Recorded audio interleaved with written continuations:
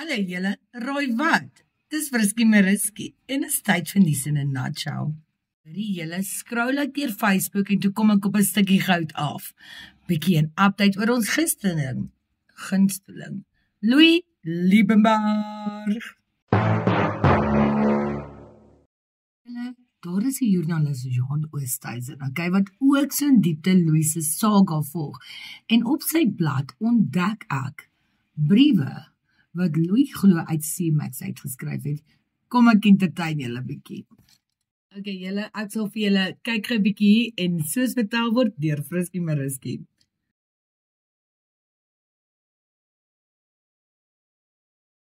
Gedagtes Louis Liebenberg uit CMAX. 'n Skrywe aan my vriend wat saamdroom. 'n Mens is net 'n mens, deur ander mense, word gesê. Nou dat ek 24 uur net in my eie gedagtes het om my besig te hou, besef ek veral dat die mens baie staat maak. Woeps!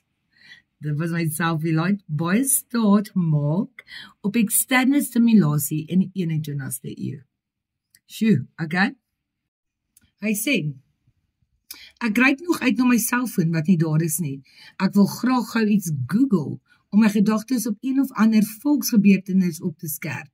Om denke oor die Afrikanerse geskiedenis en die uitbreiding in SA na te gaan. Helaas, nou moet ek maar net onthou, om te vergeet. Ja, op 60 is ek baie bewus van my brein wat nie kan herroep nie. Wat my in die heel eerste plek in 20004 aangespoor het toe ek 40 was om by diamante betrokke te raak, was om Reynolds daarin dat die Anglo-Sakse volk steeds beton voer as konings van diamante, die goudwêreld bekend staan. En dan bla bla bla bla bla. Hier is die interessante deel. Ons 44.000 vennote moes vir ons in die bres getree het, maar doen dit gewoon nie. Ons hande is afgekap. Die bal is in julle hande, mense. Ek wil ten spyte van alles bly glo dat daar nog durf in ons pype van die Afrikaner oorbly.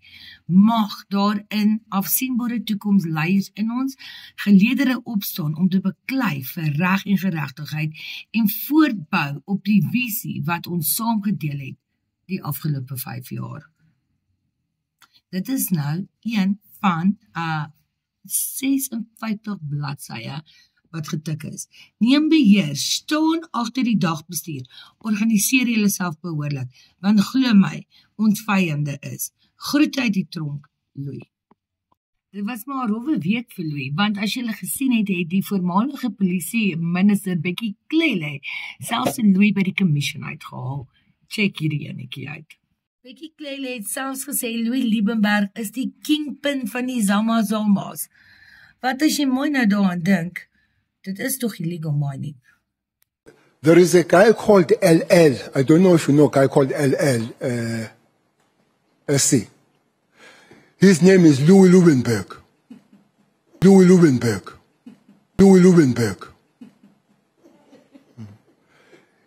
He's a king of Zama's. He cleans diamonds and everything. He's millions and millions. He funds MKP. Asof dit nie genoeg was nie, hierdie MK party ook hierdie week, die allegations, deur Cele gedeny wat gesê het dat Jacob Zuma gebenefit het van Louis Liebenberg se corruption. And so the plot thickens. Tyson Lamu Nglala, spokesperson, het gesê hulle dismiss die claim saying that the party had any connection to the alleged diamond dealer.